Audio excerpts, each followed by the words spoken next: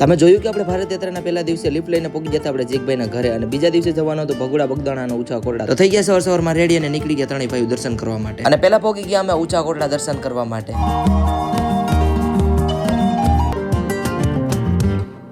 અને પછી મસ્ત મજાના દર્શન કરીને નીકળી ગયા ત્રણેય ભાઈઓ ભગુડા જવા માટે. અને ત્યાં જ રસ્તા પર મળી ગયા આપણને લાલજીભાઈ અને તેમની સાથે થોડી ઘણી વાતો કરી અને એને પણ ટાટા બાય બાય કહીને આપણે નીકળી ગયા ભગુડા જવા. અને વચમાં લાગી ગઈ પાણીની તરસ તો અમે કળસો ભરીને એક શેરડીનો રસ પી લીધો. અને મેં તો છે ને પહેલી વાર કળસામાં ભરીને શેરડીનો રસ પીધો હતો અને આ લોકો છે ને કાયમી રોજ પી છે શેરડીનો રસ. થોડી ઘણી પેટની પૂજા કરીને નીકળી ગયા ત્રણેય ભગુડા જવા માટે. મસ્ત મજાના પોગી ગયા ભગુડા અને પેલા ગયા હાથ પગ ધોવા અને પછી ગયા દર્શન કરવા. અને આવ્યા હતા આપણે મોગલધામ એટલે ત્યાંની પીવી પડે ચા એટલે પી લીધી ચા અમે. અને પછી આવી ગયા હતા જીગભાઈના પ્યારા એવા ફોલોવર તો એમને મળીને નીકળી ગયા આપણે બગદાણા. અને અમારા કિસ્મત તો એવા હારા હતા ને તમે સીધા પગ્યા બાપા સીતારામની આરતીના ટાઈમ. અને પછી પેલા કર્યા કાલ ભૈરવના દર્શન અને પછી કર્યા બાપાના દર્શન. અને પછી બધી મંદિરે મસ્ત મજાના દર્શન કરીને અમને લાગી હતી પેટમાં જોરની ભૂખ. અને ટાઈમમાં પણ 12:30 વાગી ગયા તો અમે પહોંચી ગયા સીધા ભોજનશાળાએ. અને મને તો છે ને આજે ખબર પડી હતી કે બગદાણામાં 24 કલાક પ્રસાદી મળે છે. અને આ ગુજરાતની મોટામાં મોટી પ્રથમ નંબરે આવતી આ અન્નશાળા છે જ્યાં દિવસમાં લાખો લોકો પ્રસાદી લે છે. અને પછી પ્રસાદી લઈને અમે જોવા ગયા ગુજરાતનું મોટામાં મોટું રસોડું જોવા માટે.